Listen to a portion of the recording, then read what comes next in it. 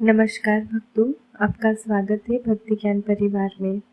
आज हम आपको सुनाने जा रहे हैं एक ऐसा व्रत जिसकी महिमा स्वयं शिव पुराण और स्कंद पुराण में है गाई गई। यह व्रत है शुक्र प्रदोष व्रत। कहा जाता है कि प्रदोष व्रत अधूरा सुनना अधूरे भाग्य के समान है, इसलिए इस पूरी कथा और जानकारी को श्रद्धा भाव से अंत तक सुने। शुक्र प्रदोष व्रत 2025 की तिथि द्रंग पंचांग के अनुसार अश्विन शुक्ल त्रयोदशी तिथि 18 सितंबर 2025 शुक्रवार की रात 11:24 से शुरू होगी और 19 सितंबर शुक्रवार रात 11:36 तक रहेगी। चूंकि उदया तिथि 19 सितंबर को हुए, इसलिए शुक्र प्रदोष व्रत 19 सितंबर 2000 शुक्रवार को रखा जाएगा, यानी कि आज। सिद्ध योग और साध्य योग का संयोग। इस बार का शुक्र प्रदोष व्रत और भी विशेष है, क्योंकि इस दिन सिद्ध योग और साध्य योग भी बन रहे हैं। सिद्ध योग सुबह से रात 8:41 तक रहेगा। उसके बाद साध्य योग प्रारंभ होगा, जो अगले दिन तक चलेगा। इसके अलावा प्रदोष वाले दिन अश्लेषा नक्षत्र सुबह 7:05 तक रहेगा और इसके बाद मघा नक्षत्र शुरू होगा। शिव पूजा का मुहूर्त जानते हैं। प्रदोष व्रत पर भगवान शिव की पूजा का समय अत्यंत मंगलकारी है। इस बार पूजा का समय शाम 6:21 से होकर रात 8:43 तक रहेगा, यानी लगभग 2 घंटे 21 मिनट तक भक्तजन विधि विधान से भोलेनाथ की आराधना कर सकते हैं। इस दिन ब्रह्म मुहूर्त सुबह 4:34 से 5:21 तक रहेगा। वहीं अभिजीत मुहूर्त दिन में 11:50 से लेकर 12:39 तक रहेगा। भद्रा का प्रभाव ध्यान रखो भक्तों। प्रदोष व्रत की रात 11:36 बजे से ही भद्रा लग जाएगी, जो अगले दिन यानी 20 सितंबर को सुबह 6:08 तक रहेगी। भद्रा का शायद शुभ कार्यों के लिए वर्जित माना गया है, इसलिए इस समय कोई भी नया या मंगलवारी कार्य न करें। राहु काल का समय। इस दिन राहु काल सुबह 10:43 से लेकर दोपहर 12:15 तक रहेगा। इस दौरान विशेषकर काल सर्प दोष निवारण और शांति उपाय करना उत्तम फलदायी होता है। शुक्र प्रदोष व्रत का महत्व। प्रदोष व्रत की महिमा अपार है।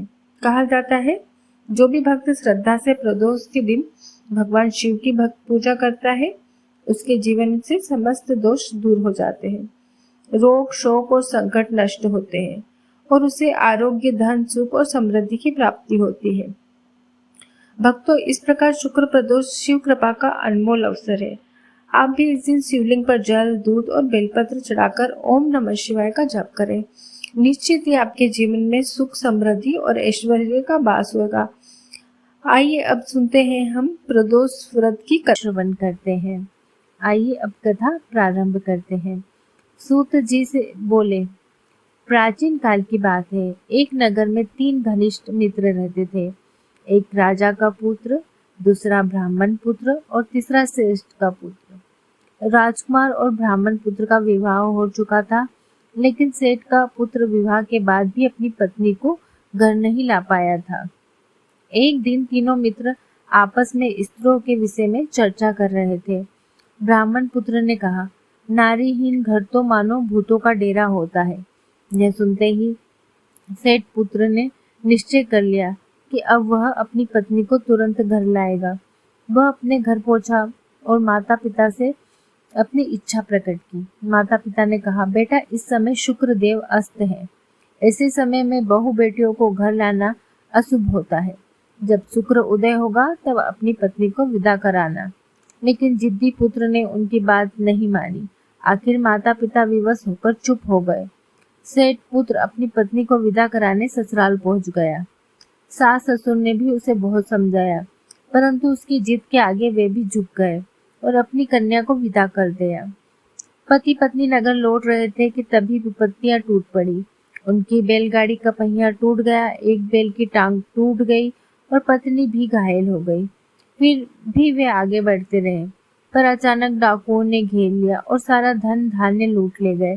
जैसे तैसे दोनों घर पहुंचे, लेकिन तभी सेठ पुत्र को सांप ने डस लिया। वेद बुलाए गए। उन्होंने कहा, यह युवक 3 दिन से अधिक जीवित नहीं रहेगा। यह समाचार ब्राह्मण पुत्र को मिला। वह दौड़कर सेठ के घर आया और बोला, मित्र, यह सब संकट इसलिए आया है क्योंकि तुमने शुक्रास्त में अपनी पत्नी को विदा कराया है। यदि तुम उसे वापस ससुराल पहुंचा दो तो यह संकट दूर हो सकता है।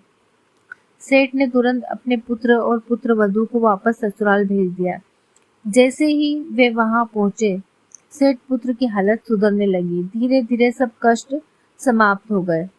तत्पश्चात उन्होंने शेष जीवन सुख और शांति से बिताया और मृत्यु के बाद स्वर्गलोक को प्राप्त हुए। जो भी श्रद्धा और विश्वास के साथ इस सुखप्रद व्रत कथा का पाठ और श्रवण करता है, उसके जीवन में सभी बाधाएं दूर हो जाती है। भगवान शिव और माता पार्वती की कृपा से संतान सुख, दाम्पत्य सुख और पारिवारिक समृद्धि प्राप्त होती है।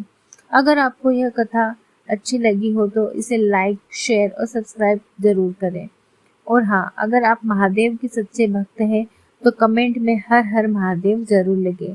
भक्ति और ज्ञान से जुड़ी ऐसी ही दिव्य कथाएं सुनने के लिए जुड़े रहिए भक्ति ज्ञान चैनल के साथ। हर हर महादेव।